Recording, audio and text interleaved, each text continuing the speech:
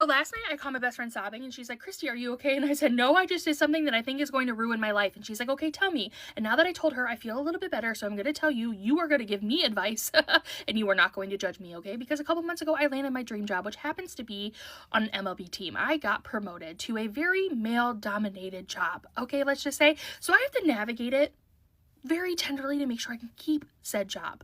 But the owner of the team passed away and they're keeping it very hush hush who he like gave the team to. So when it came time to his wake, I go. It's a really hard day, and at the end of it, I'm like, I just want to drink. So I go to the bar that's at this hotel that I'm staying at, and this guy comes up, he tries flirting with me, he doesn't take no for an answer. Finally I tell him to kind of like F off and he leaves, right?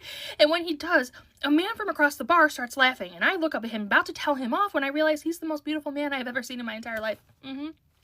So he comes over to me, we talk, we flirt, we talk, like banter. It is amazing. And he keeps asking for my name and I don't tell him it because if he Googles me, he's going to find out who I am and what my job is, and it's all downhill from there. Okay.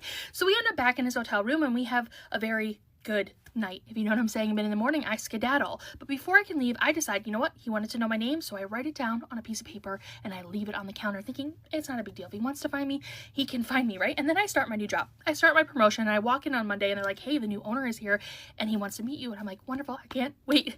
And they open the door and who is it?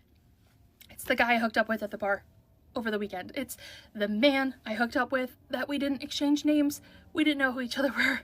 And now he's my boss. And I don't know what to do.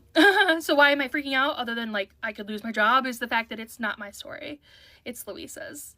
And you should read it. Yeah.